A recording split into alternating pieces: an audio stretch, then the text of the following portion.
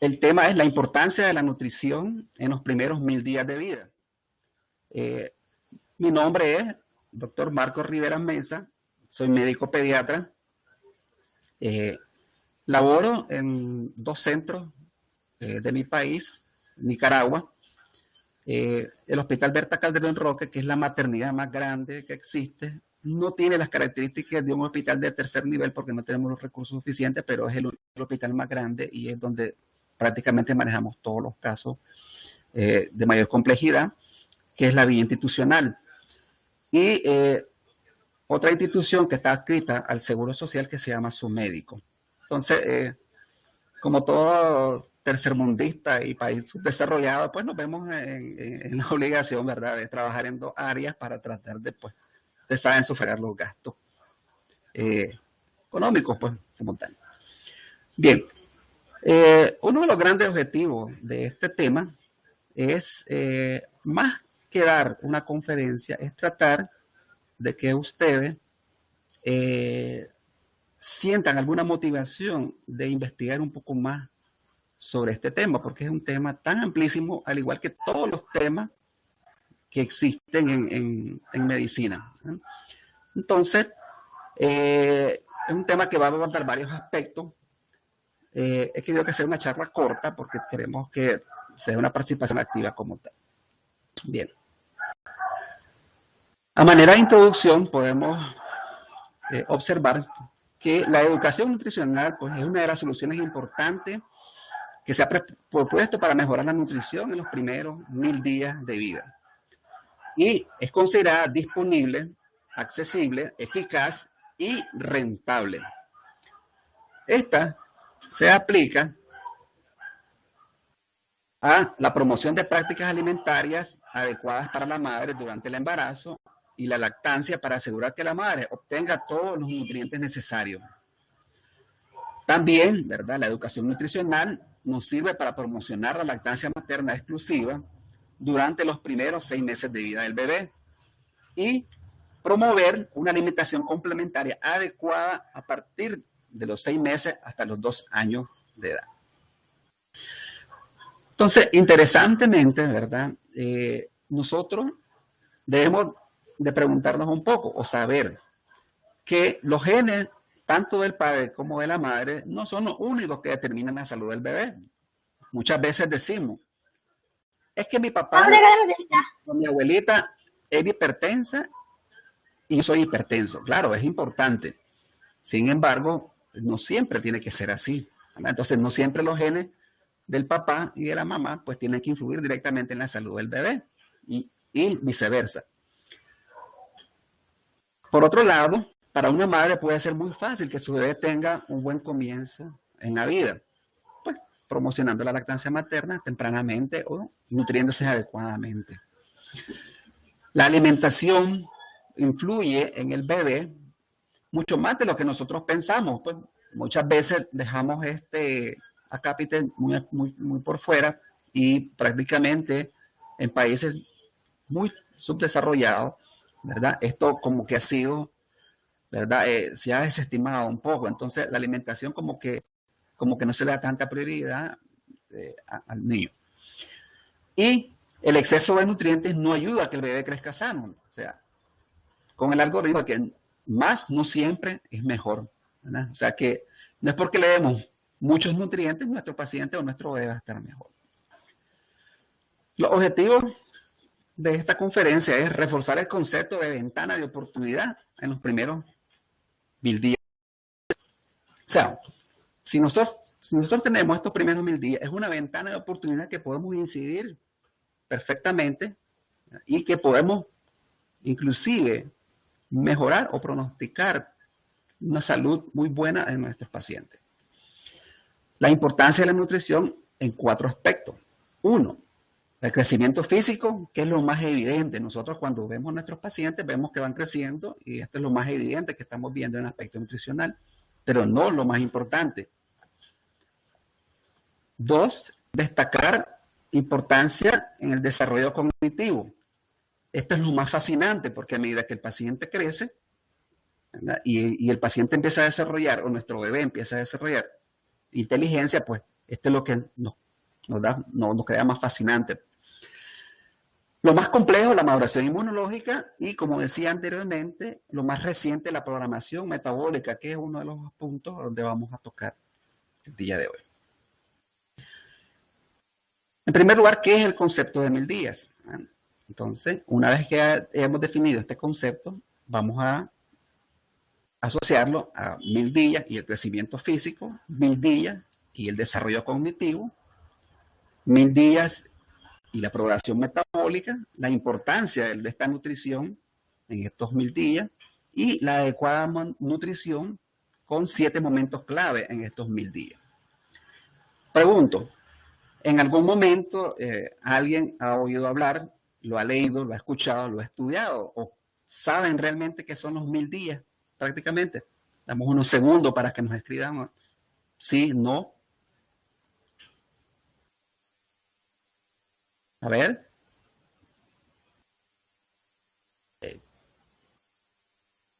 ¿Sabemos o conocemos el concepto de los 1000 días?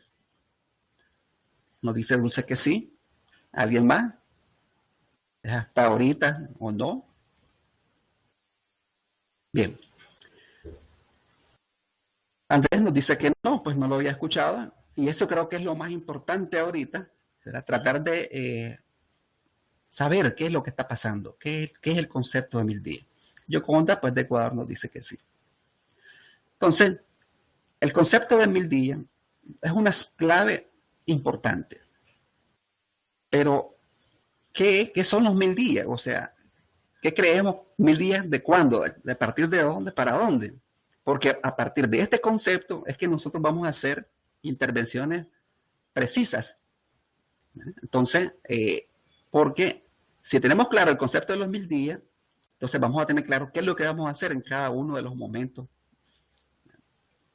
Muy importante. Entonces, el concepto de los primeros 1000 días son 270 días de embarazo, 365 días del primer año del bebé y 365 días del segundo año del bebé. ¿Qué quiere decir esto? Que los primeros 1000 días del pediatra o de las intervenciones que vamos a realizar empiezan durante el embarazo. O sea, cualquiera diría que esto le correspondería al ginecólogo, pero no, porque esa personita que se está formando también nos compete a nosotros. Y es muy importante mantener una nutrición adecuada en esos primeros 270 días. Luego tenemos el primer año del bebé y tenemos el segundo año del bebé. O sea que esta es la ventana de oportunidad que nosotros tenemos para poder incidir y que la salud del bebé sea adecuada, aceptable en un futuro para este niño. Entonces, bien que es importante al mantener este concepto, qué es lo que nosotros vamos a ir haciendo o qué medidas vamos a ir desarrollando en nuestro quehacer diario. Bien, muchos aspectos de la salud a largo plazo están programados durante los primeros 1000 días de vida. ¿Qué quiere decir?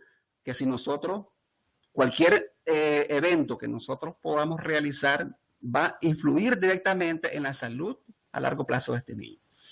Es importante, ¿verdad? Los sistemas endocrino-metabólicos, el sistema digestivo excretor y el sistema inmunitario. Todos estos sistemas, ¿verdad?, están programados, se pueden programar en estos primeros 1000 días de vida, como vamos a ver posteriormente. Estos primeros 1000 días representan una ventana de oportunidad, porque ya decíamos anteriormente, se ve el crecimiento físico cuando el niño lo vemos crecer, ¿verdad?, que es lo más evidente.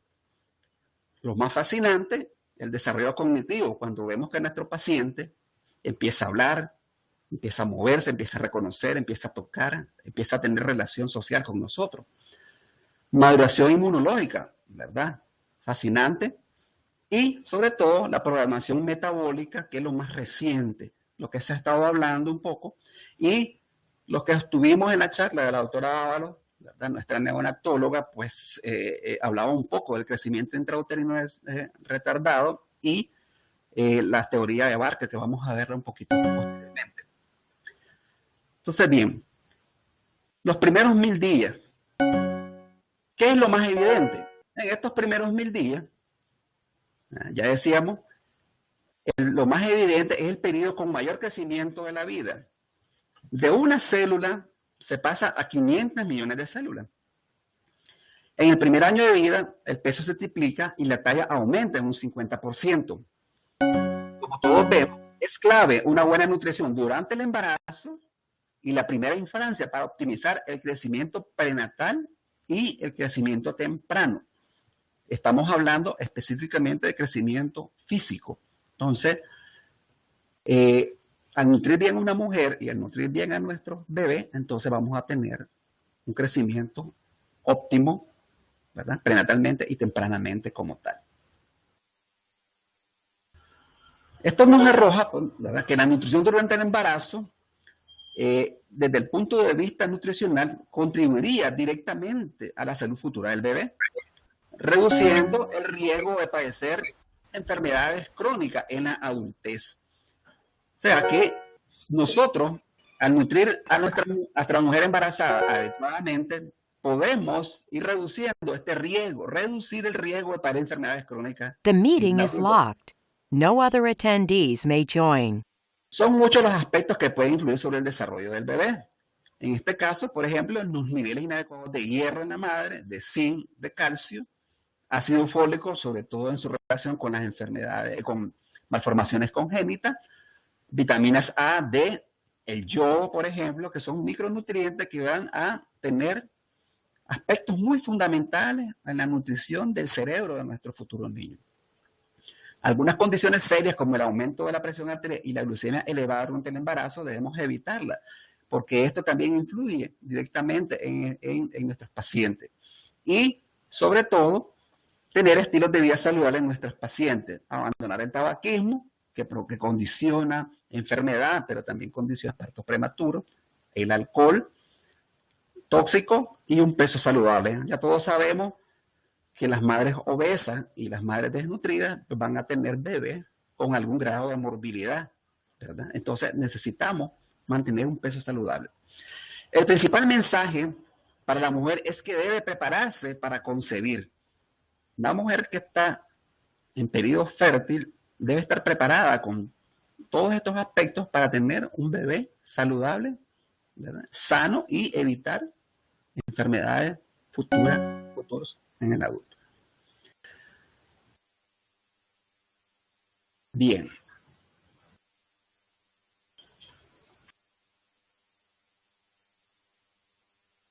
Un momentito que se nos salta. Ok. Ya todos sabemos la gran importancia de la lactancia materna. Solamente vamos a dar algunos rasgos importantes que me parecieron los más trascendentales. Y entre estos grandes aspectos tenemos que disminuye entre el 15 y el 30% el riesgo de obesidad. Miren qué interesante es esto. Reduce la diabetes tipo 2 como la de tipo 1, de un 40 hasta un 30%. Antes se mencionaba que solamente podía reducir la diabetes tipo 2, pero ahora se ha visto en los nuevos estudios que puede reducir hasta un 30% la diabetes de tipo 1. Lo más nuevo, reduce el riesgo de leucemias y linfomas en la vida adulta hasta un 20%. Reduce enfermedad celíaca hasta un 50%. Reduce enfermedad inflamatoria intestinal hasta un 31%. Muerte súbita de lactantes, 36%. Sobre todo, reduce las internaciones por enfermedades respiratorias, o sea que es un factor protector para enfermedades respiratorias durante el primer año de vida, y hasta un 50%. Y trastornos gastrointestinales, como otitis media, hasta un 60%. La gran importancia de la lactancia materna es que en general nos reduce morbilidad y por ende mortalidad en un gran porcentaje. Es una lástima, ¿verdad? Digo esto porque ahora, en las últimas revisiones, la lactancia materna como que ha estado aumentando en países desarrollados y ha estado disminuyendo el apego en los primeros 3 meses en países subdesarrollados, ¿verdad? Entonces, como que contradictoriamente, donde debería fomentarse más la lactancia y donde pues mucho del personal médico tiene mucha implicancia, mucha culpa en esto, ha ido disminuyendo el apego. obviamente son condiciones pues distintas, pues probablemente condiciones socioeconómicas, madres trabajadoras, madres más enfermas, etcétera, que influyen en esta falta de apego como tal. Sin embargo, también algunos pediatras no estamos, por así decirse, fomentando adecuadamente esta lactancia, estamos fomentando más las formulaciones y esto hace que aumente el riesgo de morbilidad como tal. Bueno, todo esto ya creo que lo sabemos bastante. Bien, hablábamos de un primer aspecto en ese sentido, que es el crecimiento físico. Veamos el desarrollo cognitivo. Esto es lo más fascinante porque creo que como padres, ¿verdad?, como médicos, a todos nos gusta que nuestros niños empiecen a desarrollar este crecimiento, este conocimiento por parte de los niños. Es lo más fascinante que nosotros podamos observar.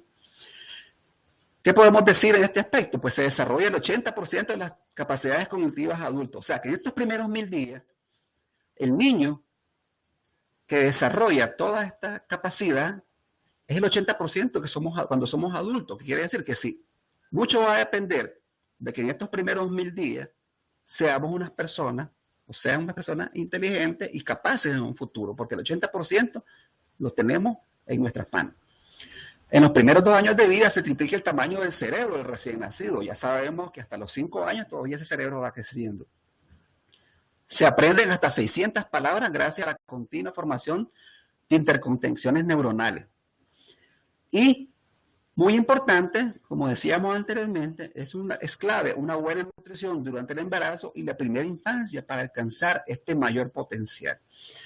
Si nuestra madre está mal nutrida, ahí perdemos 270 días clave para que este 80% de capacidades cognitivas se desarrolle como tal. Si en el primer año de vida no fomentamos una buena nutrición a base de lactancia materna y alimentación complementaria, pues también vamos a perder otra oportunidad como tal. Entonces, la importancia de la nutrición en el conocimiento es clave en estos primeros 1000 días como tal. Hablando un poquito de maduración inmunológica, es lo más complejo que podemos observar. ¿Qué es lo que podemos decir aquí? Que en los 2 primeros años de vida se organiza el órgano inmunitario más potente, en este caso la barrera intestinal y alrededor de 1000 millones de bacterias que alberga. O sea, la flora intestinal va desarrollándose poco a poco y esto mucho depende de esta flora intestinal, de cómo hayamos fomentado o no la lactancia materna, porque esto es lo que mejor desarrolla la flora intestinal como tal. Al mismo tiempo, ¿verdad?, se madura el resto del sistema inmunitario frente a infecciones y alergias. Ya sabemos que una buena lactancia materna y una buena alimentación complementaria nos va a reducir las alergias y las infecciones, sobre todo de tipo intestinal. Y la nutrición es el factor determinante en este proceso de maduración.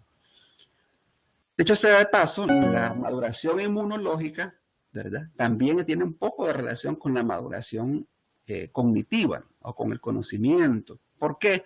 Si todos hemos oído hablar del eje intestino cerebral, hipotálamo cerebral. O sea, si un paciente tiene una maduración inmunológica o una maduración intestinal adecuada, también va a tener una relación con una maduración cognitiva importante. O sea que este eje se ha mantenido y es uno de los puntales en la nutrición de nuestros pacientes. O sea que madurar adecuadamente este órgano inmunitario, como es la barrera intestinal, nos va a llevar también a tener un buen proceso neurológico, un buen desarrollo neurológico en nuestros pacientes. Y vamos a lo último en ser descubierto, como es la programación metabólica. Creo que este es uno de los temas, ¿verdad?, más fascinantes. En lo particular, pues, como les decía en la revista que les mencionaba, hemos ido publicando una serie de artículos sobre la programación metabólica. ¿Qué es en sí la programación metabólica? En estos primeros 1000 días, que incluyen la nutrición del embarazo y los 2 primeros años de vida, condicionan algunos aspectos como la obesidad futura y enfermedades asociadas, diabetes, hipertensión, arteriosclerosis. Evitar en esta etapa los errores por defecto, o sea, carencia nutricional y también por exceso. En este caso vamos a hacer un poco de énfasis en las proteínas. Y esto es lo que ¿verdad? Llevábamos a colación un poco la charla cuando, si algunos escucharon la charla de crecimiento intrauterino, cuando los pacientes, ¿verdad? O las madres que tenían niños con SUR o retardo de crecimiento intrauterino, condicionaban algún tipo de enfermedades como obesidad, diabetes, hipertensión, o sea, enfermedades del adulto. Ya el niño ya venía programado con solo el hecho de ser un paciente con un retardo de crecimiento intrauterino. Esto era un poco lo que se hablaba de la teoría de Barker, ¿verdad? El doctor Barker, que hace 2 años falleció, nos explicaba que existía una relación entre el niño, el pequeño parálisis gestacional, el SUR y el prematuro, con posteriormente enfermedades de este tipo, enfermedades del adulto. ¿Qué quería decir esto? Que cuando había un SUR, por ejemplo, un retardo, la remodelación de las neuronas y de todos los aparatos, todos los sistemas que mencionábamos anteriormente, esto condiciona enfermedad. Pero el problema no radica ahí. El problema radica en que ese prematuro o ese SUR o ese bajo o pequeño parálisis gestacional que van a hacer va a dar esa herencia hasta en 3 generaciones posteriores. O sea, que sus nietos pueden padecer de esas mismas enfermedades con solamente el hecho de que él la haya padecido. O sea, va a haber una herencia transgeneracional hasta en 3 veces más. O sea que nosotros tenemos en este momento, ¿verdad?, la capacidad de que esas 3 generaciones futuras, ¿verdad?, poder evitar este tipo de enfermedades. O sea que esta es una de las cosas más fascinantes y que se ha estado hablando como tal. Bien. Muy importante es reconocer que la influencia del entorno ambiental en el desarrollo del bebé, ¿verdad?, que la última evidencia sugiere que un gran porcentaje del desarrollo de la salud futura del bebé y el riesgo está determinado por factores ambientales. Ya decíamos, la nutrición, la estimulación, cuidados de la salud, higiene, pero sobre todo la educación. Y, como decíamos al principio, no solo por factores genéticos, sino que hay, ¿verdad?, otros aspectos muy importantes. The meeting is unlocked. Other attendees may now join. La estimulación es muy importante, sobre todo, por ejemplo, aquellas madres que están con estrés, las madres que fuman, las madres que toman antipsicóticos, por ejemplo, que tienen estados emocionales alterados, que hay violencia familiar. Todos estos son estímulos que van a condicionar que el niño crezca con algún grado de enfermedad. O sea, ya he hecho, ¿verdad? Este paciente va a crecer, este niño va a crecer con solamente esos estímulos. Cuidados de la salud, obviamente, ya todos lo sabemos, la higiene y la educación. Y esto es muy importante, que aunque los genes, ¿verdad?, heredados en el nacimiento no pueden cambiarse, el cuidado integral del bebé durante el periodo que va desde la concepción hasta los 2 años puede influir en la forma en que estos van a expresarse. O sea, que aun cuando yo tenga, o mi paciente tenga una predisposición diabética, por decir algo, o tenga genes diabéticos, cuando este niño nazca, yo puedo, con solamente la nutrición o un factor ambiental, puedo incidir en que este paciente no desarrolle esta enfermedad. Entonces, ahí volvemos y repetimos, la ventana de oportunidad en estos 1000 días de vida que nosotros tenemos para modificar la morbilidad a largo plazo en nuestros pacientes. ¿Cómo se llama todo esto? Se llama epigenética, que es la expresión de los genes en respuesta a diversos factores ambientales que ya mencionábamos arriba, entre los que la nutrición juega un rol fundamental. Entonces, aquí no se modifican los genes están iguales. Simple y sencillamente su expresión es la que va a irse modificando posteriormente. Si acaso tenemos una oportunidad, podemos profundizar esto, que es un gran tema, ¿verdad?, de cómo el ADN modifica su expresión, pero no su secuencia genética como tal. Entonces, esto le llamamos epigenética, que el doctor Barker, en casi 30 años de estudio, nos dejó como un gran legado. Bien. La importancia de la nutrición en los primeros 1000 días de vida, como decíamos, ni de efecto ni excesos como tal. Entonces hablábamos un poquito de la importancia de las proteínas, ya profundizando un poco sobre lo que es la epigenética, ¿verdad? Y sobre qué tema fundamental de nutrición va a influir directamente en estos primeros 1000 días. En principio podemos decir que un crecimiento, desarrollo y maduración funcional óptimo del lactante y el niño dependen claramente de una adecuada ingesta y del equilibrio de más de 50 macro y micronutrientes esenciales. De todos ellos, ¿verdad? Las proteínas son, con diferencia, el nutriente más determinante. Y vamos a verlo por qué. Porque estos aportan los aminoácidos esenciales necesarios, en principio, pues, para la síntesis de las proteínas. Y por ello, no solo la cantidad es importante, sino que también la calidad. Ya decíamos, no siempre más es lo mejor, ¿no? Y en este caso, tenemos que evitar los grandes polos opuestos. Ni el defecto, que son las carencias, ni el exceso de proteína, porque más no siempre va a ser mejor. ¿Y por qué pasa esto? ¿Por qué decimos esto? En muchas áreas del mundo, la malnutrición proteico-energética al inicio de la vida es un gran problema que también afecta el desarrollo cerebral y funciones mentales. Ya lo decíamos anteriormente, la malnutrición va a desarrollar, ¿verdad? O va a hacer que este niño nazca con gran deficiencia. Sobre todo, por ejemplo, los pacientes con retardo de crecimiento intrauterino, bajo pesos al nacer o pequeños para la gestacional. Sin embargo, una gran cantidad de ingesta de proteínas durante los periodos críticos del desarrollo, léase, periodos críticos del desarrollo son el primero y el segundo año de vida, se ha relacionado con una incidencia mayor en este retraso del desarrollo intelectual, específicamente también de diabetes infantil y posibles efectos a largo plazo en la función renal. Entonces, si nosotros estamos dando muchas proteínas a estos pacientes, sobre todo en las fórmulas de seguimiento que tanto son populares en nuestros países, esta carga renal o carga de solutos va a ser fatal para el riñón, que nos va a ocasionar muchos problemas, pero también nos va a hacer un gran incremento de peso. Los pacientes van a estar obesos y nos va a desarrollar diabetes y todas las posibles enfermedades derivadas del aumento o incremento de peso. Es evidente que una nutrición proteico-energética óptima es deseable en los periodos críticos del desarrollo que los humanos tiene lugar durante los primeros 1000 días de vida.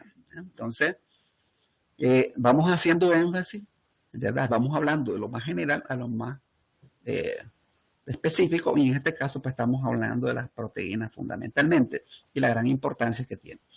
Aquí tenemos un cuadro, ¿verdad?, de la gran importancia de las proteínas para el crecimiento y desarrollo de la salud. En primer lugar, pues son mensajeros químicos, hormonas, neurotransmisores, a nivel de crecimiento, construyen estructuras, ¿verdad?, reemplazos de células, tejidos, etc. Hay una regulación de fluidos y equilibrio ácido-base, ¿verdad?, control de intercambio de fluidos y actúan como agentes reguladores. Fundamentalmente desarrollan anticuerpos, ¿verdad? El sistema inmune se favorece con esta adecuada ingesta de proteína. Y como transporte, ¿verdad?, sobre todo la hemoglobina para transporte de oxígeno, transferrina para el transporte de hierro. Como energía, ¿verdad?, son muy importantes, pues ya actúan como una fuente importante de energía. Y como enzimas, como biocatalizadores, ¿verdad?, en la mayoría de los procesos. Entonces, si ustedes ven, las proteínas juegan un papel fundamental en casi todos los aspectos de la economía como tal, y sobre todo en los procesos bioenzimáticos como tal. Es por eso pues, que debemos de guardar esa relación óptima como tal. Entonces, ¿cómo ha avanzado el conocimiento en este sentido? Antes, ¿verdad?, decíamos que la comprensión del principal papel de las proteínas en la infancia temprana, pues simplemente era el principal bloque de construcción de crecimiento. Decíamos pues que esto no sirve solo para que el niño creciera. Y que las proteínas extrañas desarrollaban las reacciones alérgicas. Eso es lo que antes nosotros manejábamos. Ahora vemos que un aporte excesivo tiene un efecto negativo a corto plazo. Un estrés excesivo sobre los riñones inmaduros, por ejemplo, un recién nacido prematuro que están tratando de sobrealimentar, esto va a ser un estrés constante, va a alterar la microflora intestinal, este excesivo aporte y este alteración en la microflora va a disminuir la bifidobacteria en la S. Al disminuir esto, pues la respuesta inmunológica va a ser menor. Y como decíamos anteriormente, el eje hipotálamo, el eje intestinal hipotálamo cerebral, ¿verdad? Va a influir directamente en la alteración cognitiva de nuestros pacientes, esta gran cantidad de proteínas. También, y lo más nuevo, y lo que hemos tratado de estar haciendo énfasis, es que ahora este exceso de proteínas, ¿verdad?, va a dar una programación, ¿verdad?, a largo plazo de enfermedades, ¿verdad?, no infecciosas, o el adulto, como decíamos anteriormente, ¿verdad?, especialmente por un aporte excesivo durante estos primeros 1000 días de vida. Entonces, yo no sé si ustedes han tenido esa experiencia, pero por ejemplo, nos llegaba un prematuro a las consultas, o un niño que había nacido bajo peso, y entonces la madre y el pediatra a toda costa queríamos que el paciente creciera o se desarrollara. Y entonces empezábamos a sobrealimentar a estos pacientes, y el resultado era que estos pacientes desarrollaban una velocidad de crecimiento mucho mayor o casi igual que los niños que habían nacido de término. Y estos niños, a largo plazo, en un periodo de 3 a 4 años, eran niños obesos que ya estaban con problemas de sobrepeso y de enfermedades. Entonces, esto nosotros lo veíamos. Y entonces, ¿cuál era el adagio que teníamos? De que es que este es prematuro, pero de grande ya crecen bastante y se desarrollan más. Pero era el excesivo aporte energético que hacíamos con este paciente con la intención de que el paciente creciera rápidamente, cuando lo ideal es mantener, ¿verdad?, la secuencia adecuada del peso en los primeros 2 años de vida de forma lineal, pero no de forma excesiva. Entonces era muy importante cómo estábamos nutriendo a estos pacientes y estábamos desarrollando enfermedades como tal.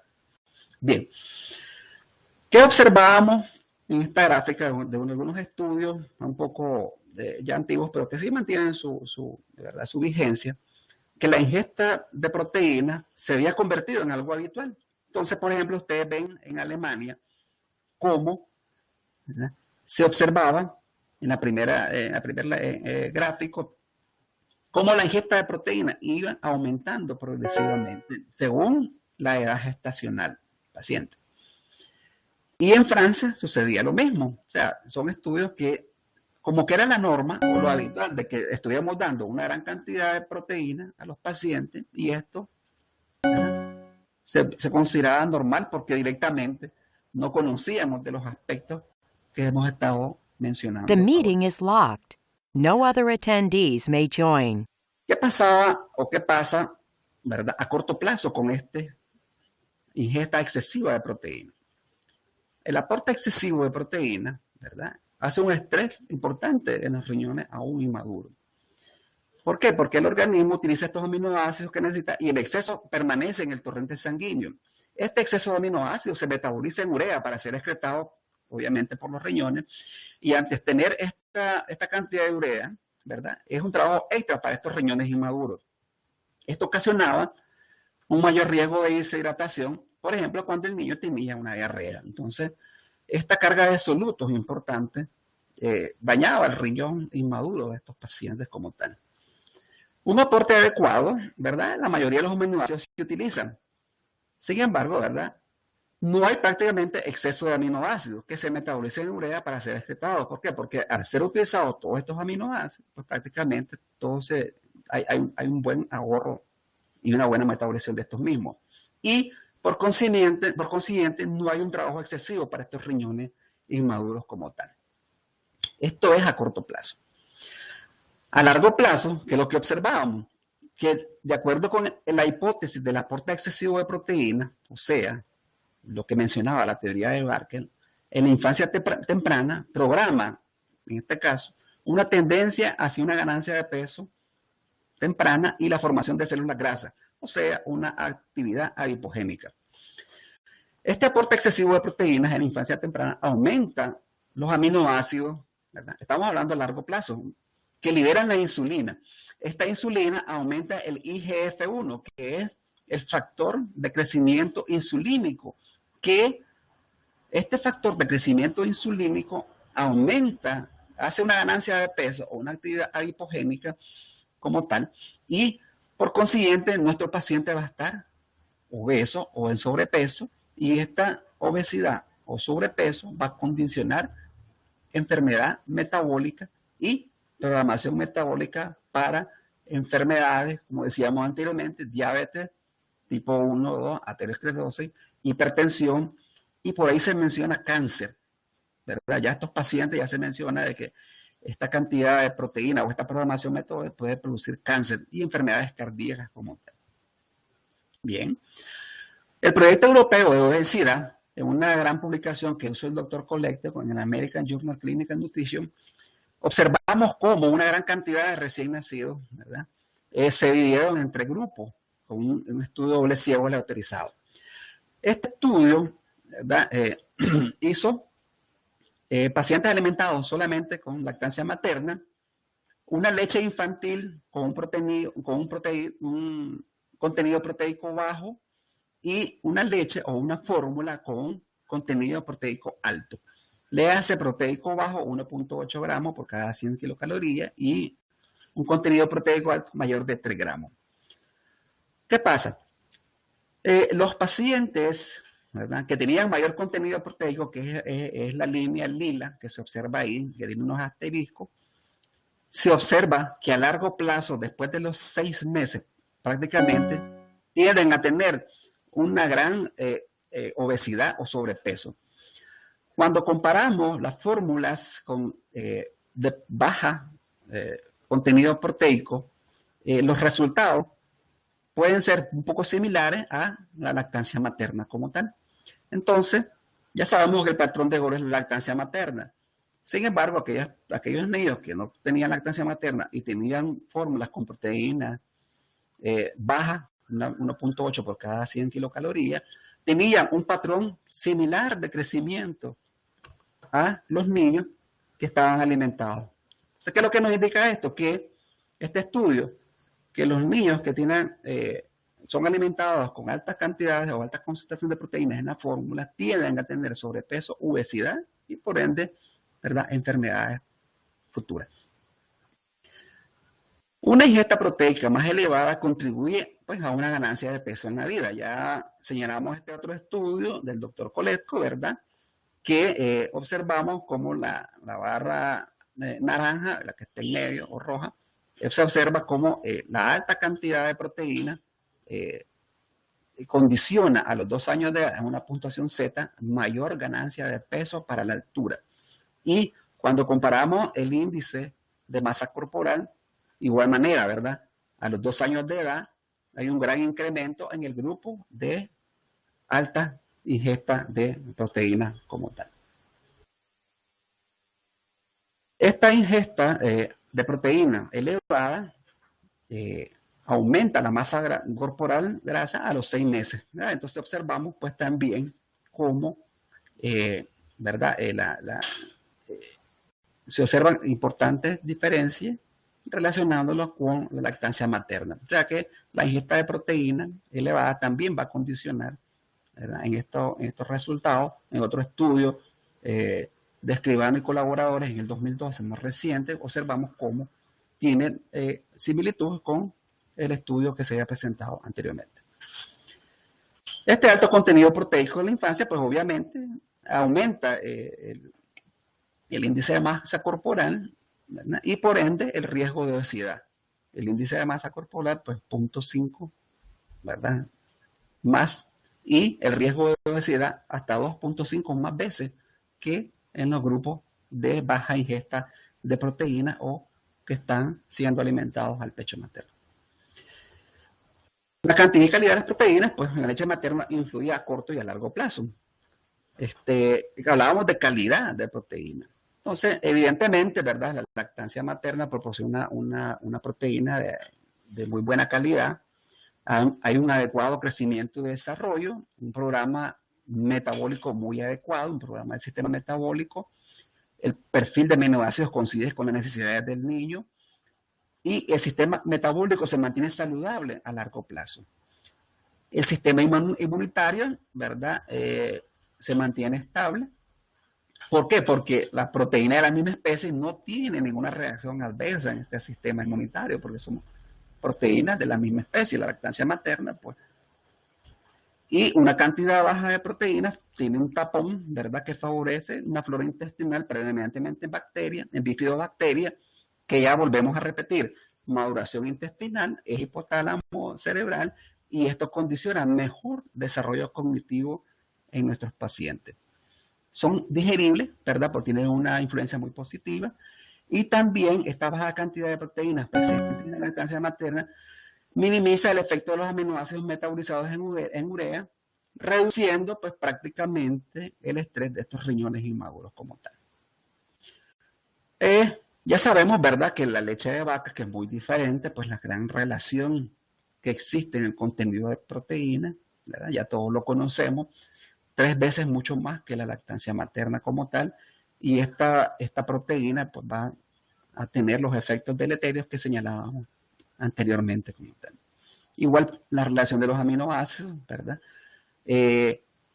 Observamos cómo la lactancia materna es muy buena en triptófano y en treonina. Sin embargo, cuando hacemos esta relación del triptófano con la leche de vaca, vemos que es muy baja, y el triptófano es un importante metabolito, ¿verdad? Se dijera un metabolito para el cerebro como tal. Entonces, entre las diferencias entre la leche de vaca y la leche materna, observamos que la calidad de los aminoácidos es muy importante como tal.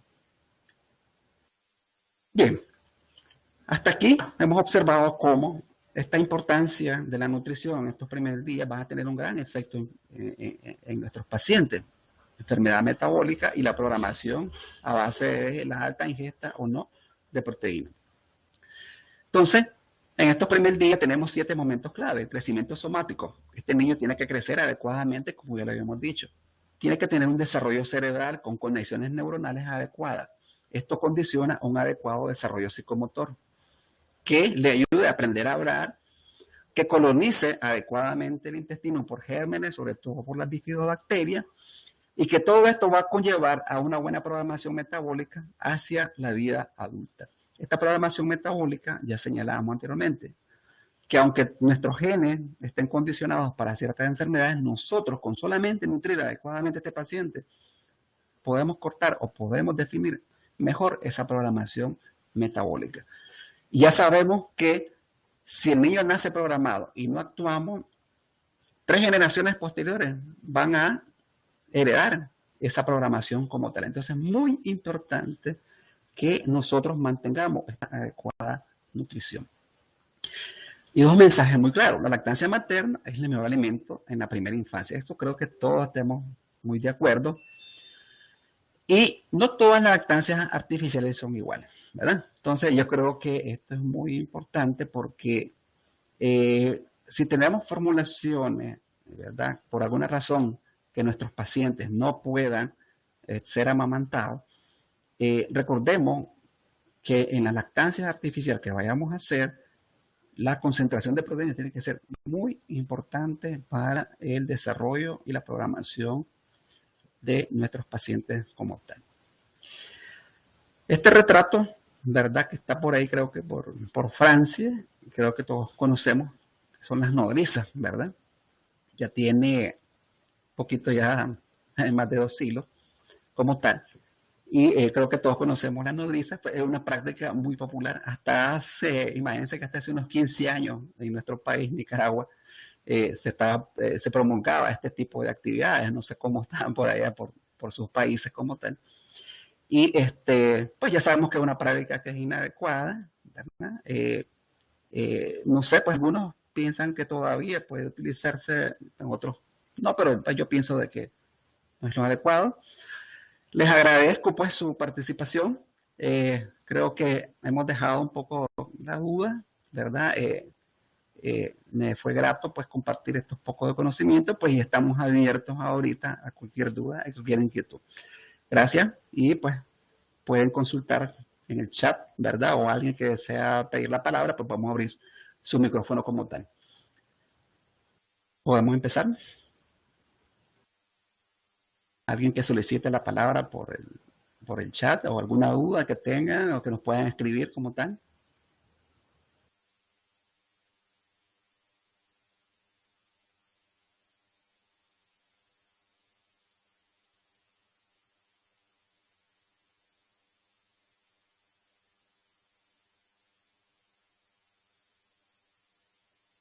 ¿Sí? ¿Alguna pregunta?